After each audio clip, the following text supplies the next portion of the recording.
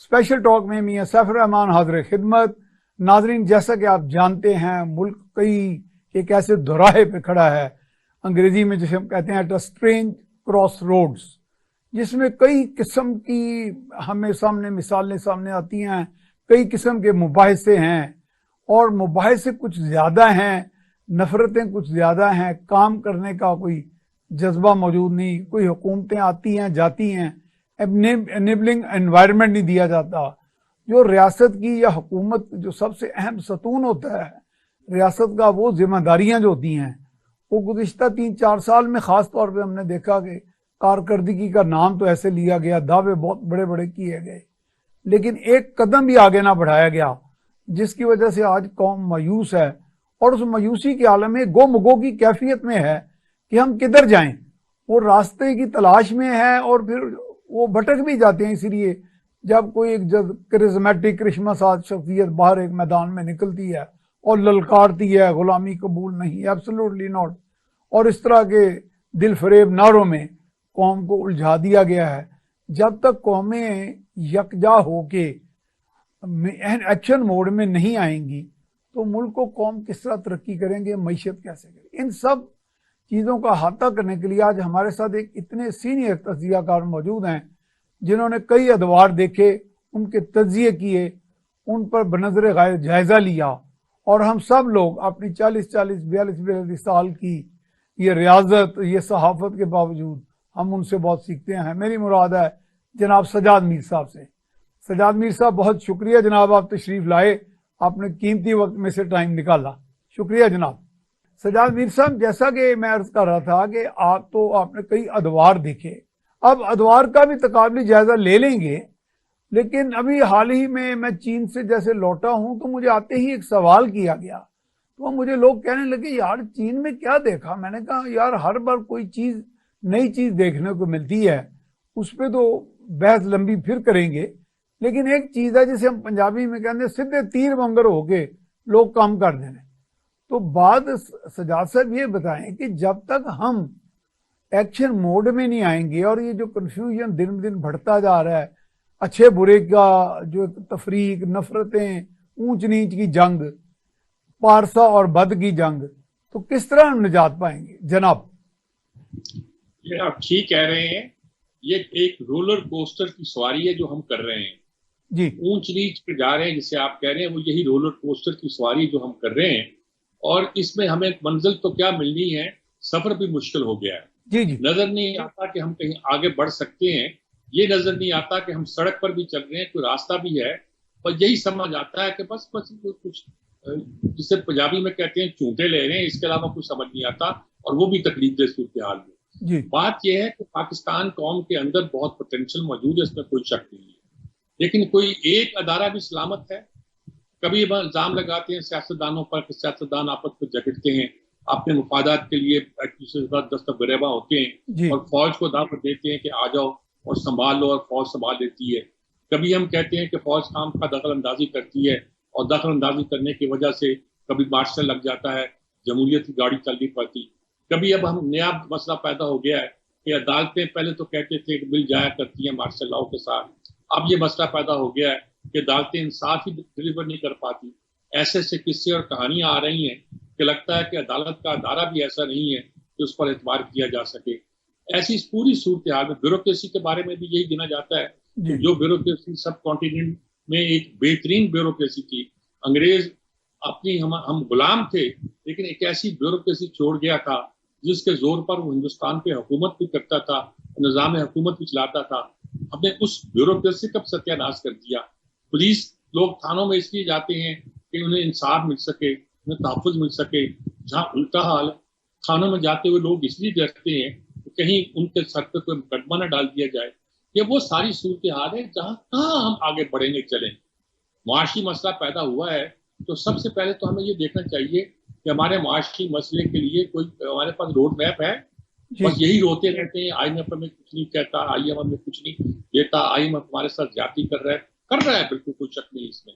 I am F کا یہ لڑائی ہے، دو لڑائیاں ہیں، بڑے طریقے سے کہہ دیا گیا لڑائیاں. ایک ہے کہ امریکہ سے تعلق نہ قائم رکھو، چین سے تعلق قائم نہ رکھو، सी पैक से हट जाओ, और दूसरा ये कि अपने एटमी सासों को रोल बैक कर लो। ये हम ना करेंगे तो नतीजा क्या है? अब वो चाहता है कि हम डिटेल हो जाए मसले से, वो नहीं होंगे हम इंशाल्लाह जी। यकीनी तौर पर, लाजमी तौर पर वो रास्ता निकलेगा और उस पर चलेंगे। नहीं, बिल्कुल बजा फरमाया मीर साहब आपने। बात यह है कि कौमों को चैलेंज तो दरपेश हमेशा ही होते हैं, कोई हमें भी हैं, चले हमें कुछ ज्यादा होंगे, लेकिन ये तो नहीं कि हम उसके आगे बिल्कुल घुटने टेक दें और कहें कि जनाब बस आगे तो बंद गली में आ गए और बस जनाब काम ठप करो और ठीक है दुकान हटी बंद करो और घरों में चले जाओ। हम जिनको मानने वाले हैं नबी करीम सल्लल्लाहु अलैहि वसल्लम के, उन्होंने तो हमें एक जफाकशी सिखाई, जंगें लड़ी तो पत्थर पेट पर बांध के, तो हम उनके मानने वाले हैं। हम कहाँ पहुंच गए? हम किस आइडियोलॉजी के हम पैरोकार हैं? देखें, बात यह है कि इस मुल्क में जो पिछले दिनों से सियासी जंग शुरू है और जो नवाज शरीफ को निकालने से शुरू हुई, फिर इमरान खान को लाने से शुरू हुई, अब नाम ले दिया मैंने मुंह से निकल गया, और उसके बाद फिर उसको हटाने से शुरू हुई, और ये सारा जो मसला पैदा हुआ, ये सारा इस मुल्क में सी पैक वर्सेज IMF की लड़ाई जी जी, और इसी लड़ाई ने हमें मरवा दी है। ठीक, यानी कि अमेरिका की ख्वाहिश थी कि हम किसी तरह से सी पैक से हट जाए। अब सी पैक नहीं रहा, वो उन्होंने हमारी हालत ये करती है कि कभी वो कहते हैं कि अपनी फौजों की तादाद कम करो, कभी वो इशारा देते हैं कि अपने एक्टिव प्रोग्राम को रोल बैक करो। जी जी, वो कहते हैं आपका सारा तो आप जहाँ कर रहे हैं हमें पैसे कहाँ वापस करेंगे। नाम तो वो मईशत का लेते हैं, लेकिन मतलब उनका ये है कि हमारी वो हर चीज को खत्म करना चाहते हैं। ऐसी सूरत अगर हम सी पैक रोल बैक ना होता, चलता रहता, अगर क्या नाम रज़ा ये ना कहते इसको 1 साल के लिए मौखर कर दिया जाए, हमारे लोग ये ना कहते 40-45% करप्शन हुई है, और इस तरह की बातें ना की जाती, चीनियों को फंड ना किया जाता, तो फिर यहाँ लॉजिस्टिक का मसला तय हो गया था, एनर्जी का मसला तय हो गया था, अब तीसरा मसला इंडस्ट्रियल जोन बनने का था। वो बन जाते तो हमारी किस्मत बन जाती। अब दोबारा हम ऐसी सूरत में आए हुए कि अपने असासे जो हैं वो दूसरों को सपोर्ट करके हम इस बात की कोशिश कर रहे हैं कि 4 पैसे कमाएं, इस बुरी सूरत हाल से निकल जाएं, और इस बुरी सूरत हाल से निकले तो फिर अपने पांव पे खड़े हो जाएं। इतनी हमें सकत है, इतनी हमें बसात है, हम इस राह पे चलना चाहते हैं और कोशिश यही की गई है। देखिए, IMF से दुनिया के किसी मुल्क को फायदा नहीं पहुंचा। जी जी, जहां जहां ये प्रोग्राम गया है वहां ग्रोथ तो कम से कम नहीं हुई, बच गया वो मुल्क डिफॉल्ट होने से किसी और काम से, लेकिन ग्रोथ कभी नहीं हुई। हमें डिफॉल्ट से बचना है, इसलिए हम उसके पांव पड़े हुए हैं। वरना अगर हमने ग्रोथ की तरफ जाना होता, सिर्फ ग्रोथ की तरफ जाना होता, तो हमें IMF की जरूरत नहीं थी अपने वसाइल के। अब अगर वो हमारी मदद नहीं करेंगे तो रास्ता तो निकल आएगा। जी जी, बिल्कुल। तो मीर साहब, हम कोई अजराह तफन्नन इसको एक बैनुल अक़वामी या आलमी महाजन कह सकते हैं IMF को? जी, दहशतगर्द, आलमी दहशतगर्द। अच्छा, आलमी दहशतगर्द, महाजन तो चलो छोटा लफ्ज है। हाँ, आलमी मुआशी दहशतगर्द हैं। मुआशी दहशतगर्द। पनामा में गए, वहां अर्जेंटीना में गए, कहाँ इन्होंने दुनिया में तबाही नहीं फैलाई। जी जी, पहले हम कहते थे IMF, वर्ल्ड बैंक और ट्रेजरी बेंचेस, यानी कि अमेरिका का वज़ारत खजाना, ये तीनों मिलकर जिसे हम वाशिंगटन एक्सिस कहते थे, ये दुनिया की किस्मत का फैसला करते हैं। अब ऐसा नहीं होगा। जी जी, अब हम तेल खरीद रहे हैं रूस से, पैसे चीनी करेंसी में दे रहे हैं। जी जी, अब हम अजरबैजान से खरीद रहे हैं तो हमारे पास अगर डॉलर है तो डॉलर में दे देंगे। जी, अब दुनिया का सिस्टम बदल रहा है। अब तारीख के हम जोग्राफियाई तौर पर भी उस सतह पर हैं जहां हमारी स्ट्रेटेजिक इंपॉर्टेंस है। जी जी, और हम समझ पे थे, तारीख के सही लम्हे पे दुरुस्त समझ पे थे, जहां हमें हटा दिया गया। अब अगर दोबारा हमें हटाना पड़ रहा है तो ये तो भाई कंपल्सन है। आप हमें फोर्स कर रहे हैं कि हम उस निज़ाम को अडॉप्ट करें जिस पर हम टोटली नहीं जाना चाहते थे। और मेरा ये अंदाजा है कि अब हमारी मसल्ला अफवाज भी समझ चुके हैं कि अगर इस मुल्क के दफा को बाकी रहना है तो हमें उसी रास्ते पर चलना है जो हमारा स्ट्रेटेजिक पार्टनर हमें कह रहा है। बिल्कुल सही है। अच्छा मीर साहब, ये कोई जो प्रोपेगेंडा ऑफेंसिव लॉन्च किया गया, ये गुलामी कबूल नहीं, एब्सोल्युटली नॉट, और इसका मतलब वो यानी एक प्रोपेगेंडा टूल था, यानी एक नफ्सियाती जिसे हम साइब वॉर कहते हैं कि ऊपर से कुछ और अंदर से कुछ। तो ये कुछ ऐसे तो नहीं था कि अंदर से वो उनके साथ थे, उनकी साजबाज थी, लेकिन कहा गया कि ऊपर से प्रोपेगेंडा आप ये रखें कि जी हमें तो गुलामी कबूल नहीं, कम से कम सी पैक रोल बैक हो जाए, ये हो जाए, वो हो जाए, मकासद हासिल कर लिए गए, मगरिब के, और उसमें कैमोफ्लाज करके ऊपर से नारे और दे दिए गए। लेकिन पता नहीं उन्होंने दिए कि नहीं दिए, या इस बेवकूफी ने इसमें कर दिए। उन्होंने कहा चलो माफ करो इसको, ये तो चलो इसको संभाल लेंगे, इसको तो अकल नहीं है, इसके साथ 4 आदमी लगा देंगे, वो इसको रास्ते में दिखा देंगे। लेकिन दूसरे लोग चलने वाले नहीं है, वो इनके साथ कंफर्टेबल फील करते हैं। और मेरी इतलात के मुताबिक जो चीन है वो कहता है कि इनके साथ हम कंफर्टेबल फील नहीं करते, उसके साथ जिसका जिक्र आप कर रहे हैं। बल्कि अगर हमें कुछ करना है तो उन लोगों ने करना है जिन्होंने माजी में भी हमारे साथ कुछ डील किया है, काम किया है, आगे चले हैं और स्पीड के साथ चले हैं, अब वही चल सकते हैं। हमारी अब जो एस्टेब्लिशमेंट है वो भी समझ गई इस बात, अच्छी तरह समझ गई। हमारे आर्मी चीफ का दौरा चीन था, उसके बाद एक तरह का नक्शा बदलता दिखाई देता है। जी। उन्होंने भी समझाया होगा कि सूरत क्या है, हमें भी समझ आ जाना चाहिए कि हम कहाँ खड़े। मैं तो मीर साहब कल हम चंद 5-6 दोस्त कल कुलीग सारे सहाफी, हम अभी चूंकि चीन का सरकारी दौरा करके आए हैं, और कल हमें कौंसल जनरल जो लाहौर के हैं वो बड़े मुंझे हुए डिप्लोमेट हैं, सफारतकार हैं, उनको काफ़ी हद तक जैसे सीनियर सफारतकार होते हैं तो कुछ अंदर की खबरें भी रखते हैं। तो हमने कुछ तशवीश का इजहार किया कि ये हो गया, वो हो गया, पाकिस्तान डिफॉल्ट कर गया, तो ये हो। उन्होंने कहा वी आर हेयर, हम आपके साथ, आपके दोस्त, आपके आयरन ब्रदर्स, हम यहाँ पे मौजूद हैं और things will improve, you will start getting good news सून। तो ये भी एक अच्छी खबर मेरा ख्याल है समझनी चाहिए हमें। ये कल की मैं ताज़ा तरीन बात कर रहा हूँ, एक लंबे अरसे से कहता आया हूँ, ऑन रिकॉर्ड कहता आया हूँ जी। और सीपैक और IMF की लड़ाई है, ये बात भी पिछले 6 साल से कहता आया हूँ। और ये साफ लफ्जों में कहता आया हूँ कि नवाज शरीफ का जो मसला पैदा हुआ था इसी वजह से पैदा हुआ था। उस वक्त पाकिस्तान की एस्टेब्लिशमेंट जो थी अमेरिका के साथ थी। जनाब बाजवा का नाम तो आमतौर पर लिया जाता है, जनाब बाजवा ने जिस इस्तेमाल में इख्तियार की गई वो बिल्कुल इसी हवाले से थी, इसी तरीके से थी। अब वो नहीं चलने वाली पॉलिसी सही है। अब हमारी मसला समझ चुके हैं, हमारे तमाम अदारे समझ चुके हैं। अब ये समझ आ गया है कि अगर हमें आगे बढ़ना है तो खित्ते की सियासत के साथ आगे बढ़ना है। शंघाई कॉन्फ्रेंस हमारे लिए एक रहमत है और सीपैक जो है हमारे लिए एक ऐसे राह का अतिया है कि अगर हम उससे भी फायदा ना उठा सकते फिर जाने किससे फायदा उठा। जी। अच्छा, इसमें मीर साहब मैंने चूंकि हाल यानी चंद माह पहले अमेरिका के सफीर डोनाल्ड ब्लूम का एक्सक्लूसिव इंटरव्यू किया, बाद में मैंने जो इस वक्त तो तैनात नहीं है, यहाँ से चले गए हैं, चीन के सफीर नोंग रोंग का इंटरव्यू किया एक्सक्लूसिव। वो बड़ा नुमाया तौर पे शाया हुआ और टेलीकास्ट भी हुआ बड़े चैनल्स पे। तो उसमें 2 चीज़ें ये मैंने देखी कि डोनाल्ड ब्लूम जो थे वो सीपैक पे वाकई मोतरिज थे, वो कि एक सफारती उन्होंने शुगर कोटेड किस्म के अल्फाज बोले। वो बात इस वक्त तो हर रिपीट करने के पूरा टाइम नहीं है, लेकिन जब मैंने नोंग रोंग का इंटरव्यू किया जो चीन के सफीर थे, तो वो कहने लगे जी हमारा मेन स्टेज जो है पाकिस्तान चीन के तल्लुकात का वो हमारे मिलिट्री टू मिलिट्री रिलेशन है। इसका मतलब सीपैक के अलावा जो आंख में खटकती है चीज अमेरिका को, वो हमारे दिफाई बढ़ते हुए दिफाई तल्लुकात भी हैं जनाब। ठीक बात है जी। हमारे बहुत से जो हमारे सीनियर ऑफिसर हैं वो ट्रेनिंग तो अमेरिका से लेते हैं और बहुत कुछ भी अमेरिका से हमारे पास है, इसमें कोई शक नहीं है। हमारे असला खाना में बहुत कुछ अमेरिका का है, लेकिन अमेरिका ने जो कुछ हमें दिया है उसमें टेक्नोलॉजी ट्रांसफर नहीं जी। आप जहाज बना रहे हैं चीन की मदद से, टैंक बना रहे हैं चीन की मदद से, हमारी जितना भी आर्सेनल बन रहा है, असला बन रहा है, जो चीजें बन रही हैं, आप चले जाए वहां फैक्ट्री में चले जाएं, आप वहां चले जाएं अपने जो एयरफोर्स का कॉम्प्लेक्स है जिसमें हम जहाज बना रहे हैं, आपको नजर आएगा चीन ने हमें क्या कुछ दिया है और कैसे टेक्नोलॉजी जो है वो हमें ट्रांसफर की है।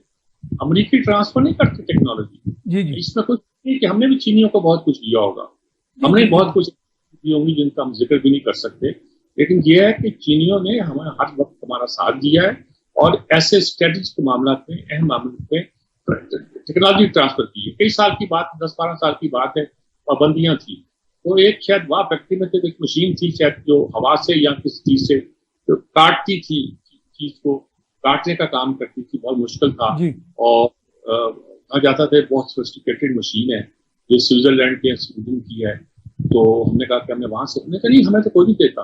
फिर انہوں نے کہا ہمارے لیے چین نے خریدی ہے. تو یہ بہت سے کام ہمارے لیے کرتا ہے.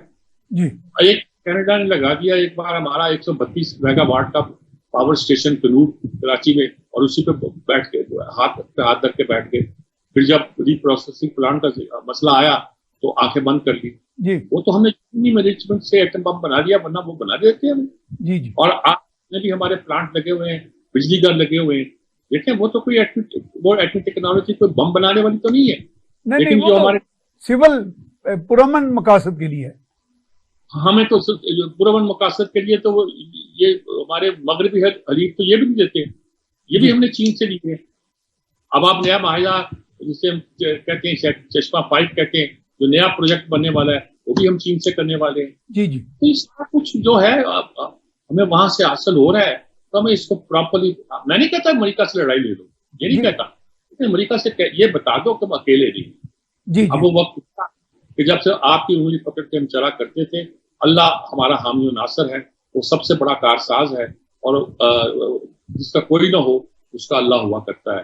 ہمارا اللہ ہے اور اس کا سایہ ہمارے سر پر ہے, سایہ ذوالجلال. بالکل. اچھا میر صاحب دیکھیں, آپ نے بھی بات کی, یہ ہمیں چین میں بھی جو ہمیں لوگ ملے وہ کہہ رہے تھے کہ آپ کی جو ورک فورس ہے, آپ کا جو مین پاور ہے, اس کے اندر بڑا پوٹینشیل. آپ نے ابتدا میں بلکہ یہ لفظ بولا بھی کہ ان میں بڑی صلاحیت موجود ہے, لیکن صلاحیت کو بروئے کار لانا, ان کو مواقع فراہم کرنا, یہ تو حکومتوں کا کام ہوتا ہے نا جی. جب حکومتیں صرف مباحثے میں پڑ جائیں گی, وہ بھی غیر صحت مندانہ روش میں پڑ جائیں گی, اور اونچ نیچ کی لڑائی میں پڑ جائیں گی, تو پھر ایک عام ورکر کس طرح کام کرے گا؟ وہ تو ہر وقت ڈیبیٹ ہی کرتا رہے گا اور الجھتا رہے گا.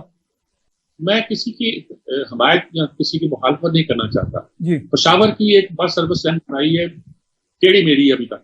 جی جی اتنے پیسے خرچ کرنے کے بعد, اور اتنے پیسوں پہ انہوں نے اسلام آباد پنڈی کی بنا لی, لاہور کی بنا لی, ملتان کی بنا لی. کیا خوبصورتی سے چل رہی ہے. جی یہاں بس سروس بھی چل رہی ہے, اپن ٹرین بھی چل رہی ہے. کتنا شور مچایا, عدالتوں نے سٹے دیے رکھا, 22 مہینے اس پروجیکٹ کو ڈیلے کیا. صرف فیصلہ جو تھا اس پر محفوظ رکھا 8 مہینے 10 مہینے. یہ کبھی نہیں ہوتا ایسے نازک مسئلوں پہ. ہم نے کیا دشمنی نہیں کی. اگر ہم یہ کہا جائے کہ یہ سامراج کے پٹھو ہیں تو غلط نہیں ہوگا. ثاقب نثار پہ اس طرح کا الزام اگر لگایا جائے تو وہ غلط نہیں ہوگا. کون کون شامل تھا اس پوری کہانی میں, اس پورے قصے میں؟ کس نے کیا کیا کمایا ہے؟ تاریخ دان تو بیچارہ یہ چیزیں رقم نہیں کر سکے گا. کوئی جوڈیشل کمیشن یہ فیصلہ نہیں کر سکتا, کوئی انکوائری کمیشن یہ فیصلہ نہیں کر سکتا.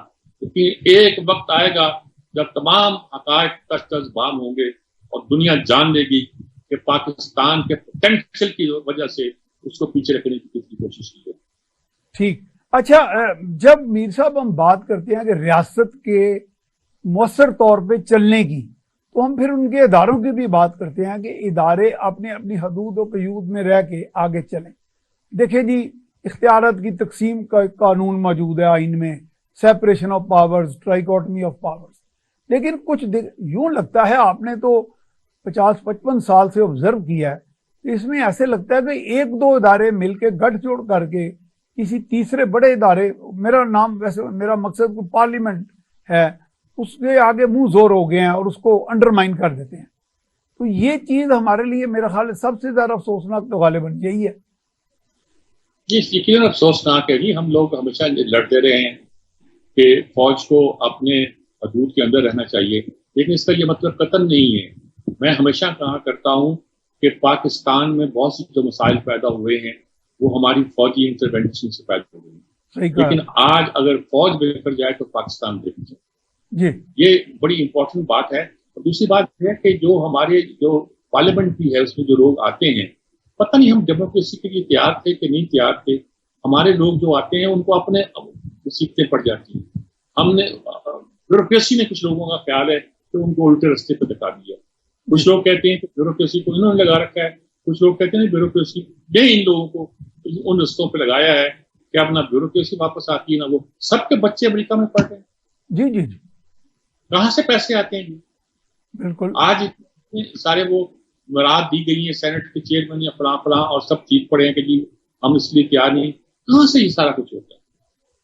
صحیح بات باتیں تو ہیں جو سوچنے والی ہیں کرنے والی ہیں. نہیں دیکھیں میں کہہ رہا ہوں کہ جب ہم پارلیمنٹ کا نام لیتے ہیں تو پارلیمنٹ سے مراد ہے عوام کا منتخب ایوان یعنی عوام. تو عوام ہی سے طاقت جو ہے نا ڈرا کرتے ہیں, عدلیہ بھی, اسٹیبلشمنٹ بھی, بیوروکریسی بھی. تو پارلیمنٹ مضبوط نہیں ہو پائی, اسی لیے وہ میرے خیال جو آپ بیان کر رہے ہیں, آپ فرما رہے ہیں کہ جی آپس میں یہ الجھ پڑتے ہیں. کم سے کم اگر یہ فیصلہ کر لیں کہ ہمیں جو بھی نفرتیں ہوں آپس میں, ہم نے پارلیمنٹ کو کمزور نہیں ہونے دینا کسی طور پہ بھی. تو وہ اس کے لیے کیا اسٹریٹجی ہونی چاہیے؟ جی سجاد میر صاحب شکریہ بہت بہت, آپ نے ہمیں بہت ٹائم دیا. اب ہم بریک پہ جا رہے ہیں, تو بریک کے بعد دوبارہ حاضر خدمت ہوں.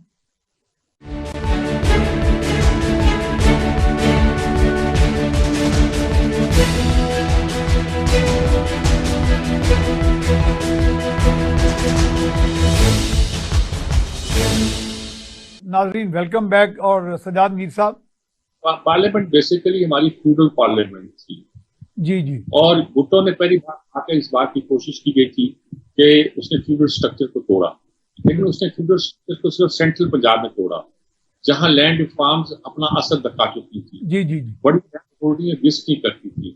ساؤتھ پنجاب میں یا سندھ میں وہ ایسا نہیں کر سکا, یا ٹرائبل ایریا بلوچستان اور سرحد کا تھا, اس میں وہ ایسا نہیں کر سکتا.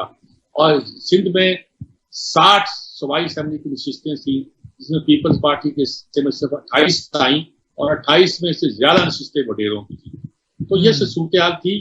ہمیں یقین ہوتا تھا کہ نیشنل بورژوازی جب آئے, جب مسلم لیگ نون آئی اور ساتھ جماعت اسلامی دوسری طرح کی جماعتیں ان کے ساتھ ہوئی, تو ہم نے سمجھا شاید کوئی اسلامی اور شہری انقلاب آ رہا ہے جو اب بورژوا ریولوشن ہے, جو ایک سٹیپ فارورڈ ہے.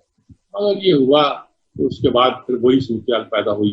کمپرومائزز جو پیدا ہوتے ہیں اور مفادات جو سامنے آتے ہیں وہ سارے سامنے آئے, اور اس کے نتیجے کے طور پر پارلیمنٹ اپنا رول ادا نہیں کر سکی اور کسی کی اعلیٰ کار بن کر ہے. اور وہی اعلیٰ کار وہ تو یرغمال بن گئی نا جی. وہ تو پارلیمنٹ جو تو رہی نا, وہ تو ہوسٹیج بن گئی.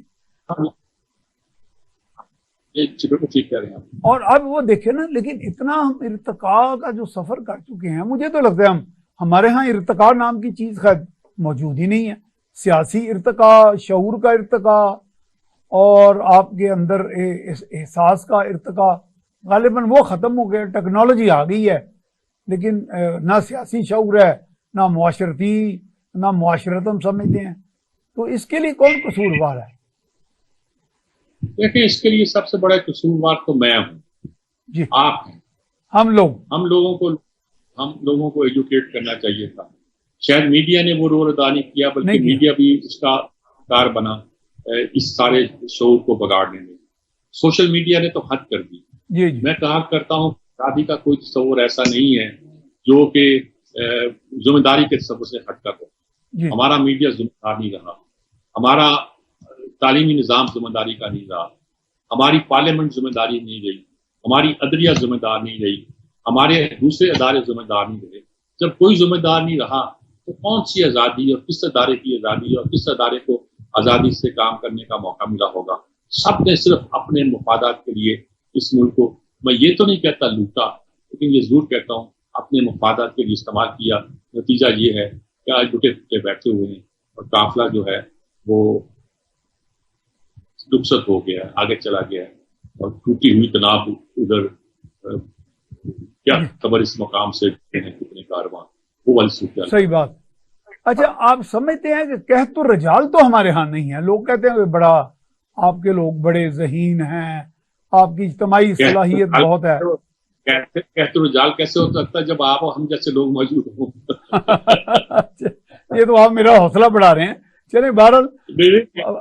اچھا آپ نے کوئی بات نہیں, یہ ہمارے لوگ جی, ہمارے لوگ جا کے دنیا کا قدر بدلتے ہیں. ہماری لیبر نے مڈل ایسٹ کا قسمت بدلی. ہمارے سائنسدانوں نے دنیا کے بڑے بڑے اداروں میں کام. ہمارے ادارے آج امریکہ میں, کینیڈا میں, دوسرے ملکوں میں ٹاپ کے ڈاکٹرز ہیں. ہمارے ہی لوگ جو ہیں وہ ہر جگہ کام کر رہے ہیں, ہو رہے ہیں. نہیں ہو رہے تو اپنے ملک کی نہیں ہو. سسٹم میں کوئی خرابی ہوگی وہ ٹھیک کرنے. تو وہ اب خرابی دور کرنے کا وقت آیا نہیں ابھی تک؟ یعنی ہم مزید اور کتنے سال انتظار کریں؟ کون who will lead from the front, who should lead from the front. اب کیا اب کوئی وقت نہیں ہے، کوئی وقت نہیں ہے. انہوں نے اکنامک ایپیکس کمیٹی بنائی ہے، اگر وہ طریقے سے کام کر لے it will be step forward. It will be a step forward. میں نہیں یہ کہتا کہ مسئلے کا حل ہے، اسٹیپ فارورڈ. باقی دوسری چیزوں میں بہت سی کام کرنے کی ضرورت ہوگی، لیکن اگر یہی کام ہو جائے تو شاید ایک قدم معیشت کی طرف آگے بڑھیں اور کچھ نہ کچھ کام کر سکیں جس کی ہمت ہو. اچھا میر صاحب، جس کو شہباز شریف یا ہم سب لوگ تقریباً چارٹر آف اکانومی کہتے ہیں یا اکنامک ایگریمنٹ کہہ لیں، تقریباً بڑے کامیاب ملکوں میں یہی دکھائی دیتا ہے کہ حکومتیں آتی جاتی ہیں، پارٹیاں بدلتی رہتی ہیں، لیکن ایک بنیادی ڈھانچہ ایک بنا لیا جاتا ہے معاشی، اس میں پلاننگ، ایک اسٹریٹجی کہ جی وقت کے ساتھ تھوڑی تبدیلیاں چھوٹی موٹی کر کے وہ نظام، وہ پروجیکٹس چلتے رہتے ہیں. نہ کوئی رکاوٹ آتی ہے، نہ سپیڈ سلو ہوتی ہے، نہ کوئی اس میں کسی ایک دوسرے پر انگشت نمائی ہوتی ہے. تو یہ کوئی اس چیز کی تو میرا خیال اب ضرورت بہت زیادہ محسوس کی جا رہی ہے. اب ٹھیک بات ہے جی. اب اسے آپ چارٹر آف اکانومی کہتے ہیں، وہ تمام جماعتوں کو ہونا چاہیے تھا جی. جماعت اسلامی کو خود ہی ساتھ آ جائے گی جب اچھا چارٹر آ جائے گا، لیکن ایک اور جماعت جو اپوزیشن کی سب سے بڑی جماعت ملی جاتی وہ نہیں آئے گی. اب رزلٹ یہ ہے کہ ساری جماعتیں پلس فوج جی جو اس کو سبسٹیوٹ کر سکتی ہے وہ اس چیز میں شامل ہو گئی ہے جو نیا ایک معاشی پلان بنا ہے. اسے ہی آپ چارٹر آف سمجھ لیں، اور اگر اس پر عمل ہوا اور فوج نے بھی اس کا ساتھ دیا تو میرے خیال میں ہم صحیح سمجھ چلیں. اچھا میر صاحب، ہم چونکہ ٹریول کرتے ہیں، ہمیں لوگ ادھر بھی سوال کرتے ہیں، آپ کے پروگراموں میں بھی میں حاضر ہوتا رہتا ہوں، تو ہمیں لوگ کہتے ہیں جی وائی فوج. اور میں نے انہیں ایک جواب سادہ سا دیا، لیکن آپ اس پہ زیادہ روشنی ڈال سکتے ہیں. میں نے کہا جی فوج ایک منظم ادارے کے طور پہ نہ صرف پاکستان میں ابری ہے بلکہ دنیا میں بھی اس کو مستقل اکائی کی نظر سے دیکھا جاتا ہے کہ کم سے کم یہاں سے اگر کوئی ضمانت، کوئی گارنٹی آ جائے تو پاکستان میں جو بھی حالات ہوں وہ کم سے کم وعدوں سے انحراف نہیں ہوگا، اپنے جو بھی ایگریمنٹس انٹرنیشنل کیے جائیں گے اس پر عمل داری ہوگی. ایسا ہے کوئی؟ لوگوں کو اعتبار تھا کہ بیوروکریسی ریڑھ کی ہڈی ہے، وہ ہمارے سسٹم کو انٹیکٹ رکھے، لیکن چونکہ وہ نہیں رکھ پا رہی اس لیے لوگوں کی جو اعتماد ہے وہ فوج پہ آ گئی ہے. اور چونکہ فوج جہاں ایک طاقتور کے طور پر موجود ہے، اس لیے عالمی سطح پر جب فوج کسی بات کی یقین دہانی کراتی ہے تو لوگوں کو یقین آتا ہے فوج کچھ نہ کچھ کر کے دکھائی دیتی. بلکہ انڈیا تو تانے کے طور پر کہتا تھا کہ ہم کیا حکمرانوں سے بات کریں، ہم فوجیوں سے ہی بات کر لیتے ہیں. وہ ہمیں تانے کے طور پر کہتا تھا، لیکن وہ ہماری طاقت اور ان کا یقین دلایا ہوا یقیناً ریاستی سطح پر ہمارے لیے سود مند ثابت ہو. تو یہ جو آرمی چیف کا چین کا دورہ ہے، اس کو آپ کے پاس کوئی ایسی انفارمیشن ہے کہ اس میں کوئی دفاعی نظام میں کوئی مزید پروگرامز آ رہے ہیں یا اس میں معیشت کی بھی بات کی گئی ہے وہاں پہ؟ اقتصادی نظام میں غالباً انہوں نے فرسٹ ٹائم شاید ہماری فوج نے تسلیم کر دیا ہے کہ ہمیں ان کی بات ماننی چاہیے، سمجھنا چاہیے، اور انہوں نے کہا کہ ہم تمہارے ساتھ کھڑے ہیں، اور ساتھ ہی یہ بھی کہا ہے کہ ہم شاید اشارہ دیا ہے کہ ہم پہلے والوں سے مطمئن نہیں تھے، اور یہ نہیں کہا کہ جو اب موجود ہیں ان کو رکھو. انہوں نے کہا اشارہ ان کی طرف بھی کیا کہ ان کی سپیڈ جسے شہباز سپیڈ کہتے ہیں یا پنجاب سپیڈ وہ اچھی تھی. انہوں نے کچھ تجزیہ وزیہ بھی شاید دیا ہے تو شاید ان سے کچھ سوچنے میں مدد ملے. ہاں اچھا، اس میں میر صاحب میں نے اپنی آنکھوں سے ایک چیز دیکھی کہ یہ کرونا آنے سے پہلے 2019 میں جب پچھلی حکومت تھی جو عدم اعتماد کے نتیجے میں نکالی گئی، اس دور میں ہم چین گئے جس میں وہ ہوا شنگ کارپوریشن جس نے سائی وال پلانٹ بنایا، نورنکو ریلوے کارپوریشن جس نے لاہور کی اورنج ٹرین بنائی، وہاں میں جانے کا اتفاق ہوا. ایک تو انہیں شکایت تھی کہ آپ کے ہاں یہ 21-22 ماہ آپ نے پروجیکٹ کو سٹے کرائے رکھا اور سٹے دے بھی دیا گیا، اس پہ بھی اعتراض تھا. اور جو سب سے حیران کن بات ہے کہ اس دور میں جب شہباز شریف صاحب کا اور نواز شریف صاحب کا دور نہیں تھا تو اس دور میں نے ان دونوں کی تصاویر ان کارپوریشن میں دیکھی چین میں، اور اب میں چونکہ جو چند دن پہلے بھی آیا ہوں تو اب بھی میں نے دیکھی. تو میں نے ان کو کہا تو ہنس کے کہنے لگی کہ یہ کام کرنے والے بندے ہیں.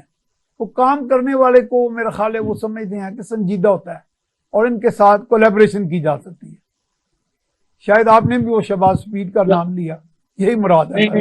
آپ کی بات وہ شہباز شریف اور نواز شریف کو پسند کرتے ہیں اس لیے کہ انہوں نے کام کیا ہے، اور اس لیے بھی کہ وہ سی پیک میں تھے، اور بعد میں آنے والوں نے سی پیک کو رول بیک بھی کیا ہے، اور یہ بھی کہا کہ ان کے دور میں کرپشن ہوئی ہے، اور یہ بھی کہا کہ اس کو موخر کر دیا جائے، وغیرہ وغیرہ بہت سی باتیں آپ کے سامنے ہیں۔ چنانچہ وہ پسند کرتے ہیں لوگوں کو جو کام کرتے ہیں۔ ان لوگوں نے کام کیا، دے ور ڈوئر۔ ہم نے کہا جی یہ پیسے کھا گئے، پیسے نہیں کھا گئے بھائی، انہوں نے کام کیا ہے، اب تم آپ روتے پیٹتے رہو گے جس کا کوئی انجام نہیں۔ اب دیکھیں میر صاحب، کافی نہیں ہے جی نہیں میر اچھا ایک دو 5-6 منٹ دے دیں، میرا میں پروڈیوسر صاحب سے کہتا ہوں، ظاہر آپ بزی ہوتے ہیں، آپ 5-6 منٹ سر ہمیں دے دیں بس۔ آپ سے چونکہ آپ سے بہت سیکھ رہا ہوں جی، آپ کا پروگرام ہونے والا آگے، میں پھر ایک لاسٹ کوشچن کر لیتا ہوں۔ کریں۔ تو میر صاحب دیکھیں، دنیا جو ہے اسے ہم کہتے ہیں جی گلوبل ولیج ہے، آپس میں کنسولیڈیٹ ایک دوسرے سے جڑی ہوئی ہے، یہاں سے 7,000 کلومیٹر ہونے والا واقعہ یہاں بھی اثر انداز ہوتا ہے، اینڈ وائس ورسا، اور ادھر بھی ہوتا ہے۔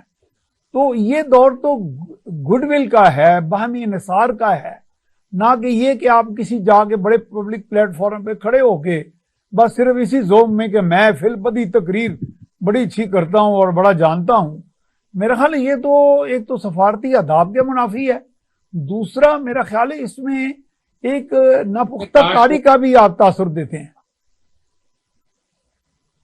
کاش وہ فی البدی تقریر نہ کیا کرتے، چٹوں سے کرتے تو بہتر تھا۔ وہ کہتے ہیں کہ جب آدمی بولتا ہے تو پہچانا جاتا ہے، جی جی، اور جو فی البدی بولتا ہے تھوڑا بہت اچھی طرح پہچانا جاتا ہے، اور فی البدی بولنے سے ہمارے حکمرانوں نے خود ہی پہچانے نہیں گئے، ملک کا بھی ستیاناش، ملک کا بھی ستیاناش۔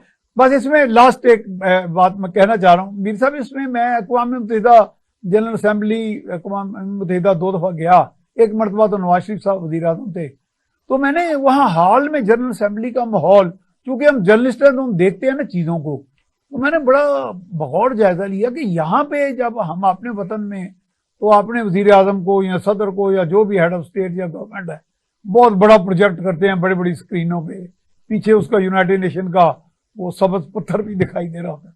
وہاں تو مجھے کوئی ایک اجتماعی بے حسی سی دکھائی دی کہ پرائم منسٹر ہر ملک کا بیٹھا ہے، 7 8 9 فارن سیکرٹریز اور ڈپٹی سیکرٹریز وغیرہ بیٹھے ہیں، کوئی چائے پی رہا ہے، کوئی ٹوائلٹ جا رہا ہے، کوئی کچھ کر رہا ہے، کوئی گپ شپ ہو رہی ہے، تو اس طرح کا ماحول سا ہوتا ہے وہاں پہ۔ تو میں نے بڑے بڑے فارن سیکرٹریز کو پوچھا کہ یار وزیر اعظم ہو کسی ملک کا تو باہر جاتے ہوئے تو اس کو بریفنگ نہیں آپ دیتے، وہ کہتے ہیں ہم تو اتنا کچھ بتاتے ہیں جیسے پہلی جماعت کے بچے کو بتاتے ہیں کہ جناب انٹرنیشنل پلیٹ فارم پہ کچھ باتیں نہیں کرنے والی ہوتی، کچھ کرنے والی ہوتی ہیں، لیکن ہم تو اس کے برعکس دیکھ رہے ہیں اب جناب۔ یہ ٹھیک بات ہے، ہمیں دیکھیے ہم آ جاتے ہیں، ہماری تربیت تو ہوتی کوئی نہیں، جی جی، پھر کرکٹ کھیل کے آپ بیٹ پکڑ کے بال پکڑ کے اگر آپ کو بھیج دیا جائے یونوں میں کہ آپ تقریر کرو اور بندوں نے تقریر لکھی اور زوردار قسم کی آپ تقریر کر کے آ جائیں تو سمجھیں کہ آپ نے بہت کچھ ڈپلومیسی کرتے دکھا دی ہے، تھڑ کشمیر کا تذکرہ کر دیا، اسلام کا تذکرہ کر دیا وغیرہ وغیرہ، تو یہ بیوقوف کے علاوہ کچھ نہیں ہے، یہ اپنے آپ کو بیوقوف بنانے کے علاوہ کچھ نہیں ہے، اور یہ کہا جائے کہ میں نے تو کچھ چٹھی کے بغیر تقریر کی ہے، یہ بھی بیوقوف بنانا ہے خود کو۔ تو یہ سر یہ مطلب تذکرہ برسبیل تذکرہ ہی ہوتا ہے سارا۔ اچھا سر، آپ کا بہت ٹائم لے لیا، آپ سے میں اجازت لوں گا چاہوں گا، تو اس میں ہم پھر بات چیت میں اپنی جاری رکھوں گا۔ تو بہت شکریہ جناب، بڑا قیمتی وقت دیا آپ نے۔ تو ناظرین، آج آپ نے سنی بات چیت ہماری سجاد میر صاحب، اگر میں غلط نہیں ہوں اور مبالغے کے بغیر پاکستان کے جو ٹاپ جرنلسٹ، تجزیہ کار، جن کا بڑا مشاہدہ ہے اور کئی ادوار دیکھے، تمام بڑے وزراء اعظم ہوئے، بین الاقوامی سفارتکار ہوئے، بین الاقوامی ٹریول، میں بھی ان کے ساتھ ٹریول بھی کرتا رہا، ان کے پروگرامز میں مجھے بھی جانے کا اتفاق ہوا۔ ہم نے اپنی 42 سالہ صحافت میں بھی سجاد میر صاحب سے بہت کچھ سیکھا۔ انہوں نے بہت عمدہ طریقے سے باتیں کی، اور جس میں بالکل ایک غیر جانبدار مبصر کی طرح، یعنی نہ کہ کسی he did not take sides، یہ نہیں انہوں نے کہا کہ جی فلاں غلط ہے فلاں برا ہے، انہوں نے ایک ٹھیک نشاندہی کی کہ کہاں کہاں پہ ہمارے کوئی ویک پوائنٹس ہیں جن کو ہمیں کور کرنا چاہیے۔ مثلا ایک تو انہوں نے یہ کہا کہ اگر چین میں جہاں سے اب ہمیں امداد بھی مل رہی ہے، جہاں سے ہمیں پوری سپورٹ بھی مل رہی ہے امریکہ کی طرف سے، یا امریکہ کا جو ہینڈ پکڈ ادارہ ہے IMF، اس کی زیادتیوں کے بعد بھی چین ہمارے ساتھ کھڑا ہے تھرو تھک اینڈ تھن، تو ہمیں پھر یہ بھی تو سوچنا ہے کہ ہم نے ان کی طرف دوستی کا ہاتھ بڑھانا ہے، نہ کہ یہ کہ ہم کسی بین الاقوامی فورم پر جا کر اور وہاں کہنے شروع کر دیں کہ یہ بھی کرپٹ ہیں، وہ بھی کرپٹ ہیں، اور ان کے ساتھ کام کرنے والے. یعنی کہ کہنے کا مقصد یہ ہے کہ اگر میں اپنے کسی سیاسی حریف کو برا کہنا چاہتا ہوں تو کم سے کم اس میں بھی میں تھوڑی سی تمیز کر لوں، ایک تفریق کر لوں کہ اگر اس کا کوئی بین الاقوامی کوئی کنیکشن بنتا ہے اس بات کا تو کچھ باتیں نہ کہی جائیں. اسی طرح سجاد میر صاحب نے میری اس بات سے بھی اگری کیا کہ جو یہ بڑے بڑے پلیٹ فارم ہوتے ہیں بین الاقوامی، وہاں پہ آپ جو بھی تذکرہ کر رہے ہوتے ہیں، تذکرہ برسبیل تذکرہ، یعنی ایک اپنا شوق پورا کر رہے ہوتے ہیں کہ جی میں فی البدی تقریر کرنے کا ماہر ہوں، اور دیکھیں جی میں نے اتنے بڑے پلیٹ فارم پہ یہاں دنیا کے وزرائے اعظم اور ہیڈز آف اسٹیٹ موجود تھے اور وہاں پہ خطاب کیا، اور میں نے کہ پورے کا پورا اپنا سارا ان کی زندگیاں بدل کے رکھ دی، ملک کی تقدیر بدل کے رکھ دی. یہ بالکل ہی ایک غیر پروفیشنل، غیر ذمہ دارانہ اپروچ ہے. کتنا بھی آپ کو ملک کا حاصل ہو بولنے کا اور فی البدی تقریر کرنے کا، اور کتنا بھی آپ کو ظلم ہو یا حقیقت میں آپ کے پاس علم ہو، جغرافیائی علم ہو، تاریخ کا علم ہو، صحیح ہو یا غلط ہو، لیکن جب آپ بین الاقوامی سفارتکاروں سے ملتے ہیں، دوسرے ہیڈز آف اسٹیٹ کو ملتے ہیں، تو پھر آپ کو ایک باقاعدہ فارن سیکرٹری اور ان کی ٹیم اور اس ملک کا director general of that desk وہ آپ کو ایک بریفنگ دیتا ہے، وزیر اعظم کو یا صدر مملکت کو، کہ جناب آپ جس ملک میں جا رہے ہیں یا جس فورم پہ جا رہے ہیں وہاں یہ چیزیں جو ہیں یہ مناسب سمجھی جائیں گی، ان چیزوں کے بارے میں حساسیت پائی جاتی ہے، تو یہ بات کہنے والی اور یہ بات نہیں کہنے والی، زور کس پہ ہے کہ یہ بات نہیں کہنے والی. تو یہ چیزیں یہ ہیں کہ ہم نے ہمارے ہاں، جیسے کہ سجاد میر صاحب نے بھی فرمایا کہ پوٹینشل بہت ہے، لیکن پوٹینشل کے ساتھ ساتھ کنفیوژن بھی بہت ہے. یعنی لوگوں کو ایسے دکھائی دے رہا ہے کہ جس طرح ہمیں نفرتوں کا ایک باقاعدہ لیکچر دیا جاتا ہے، روزانہ کی بنیادوں پہ خطابات کیے جاتے ہیں، اوے توے کا سبق سکھایا جاتا ہے، تو لوگ نیگیٹو چیز کی طرف پڑ جاتے ہیں جیسے کہ ایک مشغلہ ہوتا ہے. تو مشغلے کے طور پر، ایک ویڈیو گیم کے طور پر، ایک ہیرو اور ولن کی گیم جو ہے وہ ہم کھیلنا شروع کر دیتے ہیں، اور اس میں کسی کو برا کہہ رہے ہوں، کسی کو اچھا.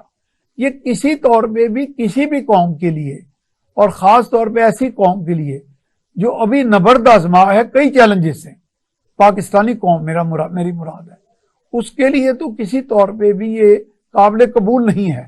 ہمارا تو اس وقت کام ہے کہ سر دھن کے اور آپس میں مل جل کر وہ ایک چارٹر آف اکانومی بنا کر پارلیمنٹ کو مضبوط کریں. اور پارلیمنٹ کو مضبوط کرنے سے مراد میری ہے کہ عوام کو مضبوط کریں، عوام کے ایوان کو مضبوط کریں، جہاں سے ہدایات آئیں، جہاں پہ قانون سازی ہو، جہاں پہ آئین سازی ہو، جہاں پہ آئین میں ترامیم بھی ہوں ملکی حالات کے مطابق، اور جہاں سے طاقت ڈرا کریں آپ کے ادارے، نہ کہ ادارے پارلیمنٹ کو ڈکٹیشن دیں کہ جناب آپ تو ایسے ہی بس بھانمتی کا کنبہ ہیں تو لہٰذا آپ کی کوئی اوقات نہیں ہے. یہ ایسا نہیں چلے گا، کیونکہ جو اصل پلر آف پاور ہے وہ عوام ہے. افسوس سے ویسے یہ کہنا پڑتا ہے کہ کہا تو جاتا تھا، چلو چونکہ یہ ایک بہت بڑے لیڈر نے کہا تھا کہ طاقت کا سرچشمہ عوام ہے، لیکن جب میں اپنے گرد و پیش حالات کو دیکھتا ہوں تو مجھے ایسے لگتا ہے کہ طاقت کا سرچشمہ خواص ہیں، جسے ہم اشرافیہ بھی کہتے ہیں. تو ناظرین، آپ نے تو یہ ماشاءاللہ یہ سارا پروگرام سجاد میر صاحب کی آبزرویشن اور ان کی دانش پر مبنی یہ سارے مشاہدات سنے. اس کے ساتھ ہی اپنے میزبان میاں سیف الرحمان کو اسپیشل ٹاک سے اجازت دیجیے. اللہ نگہبان.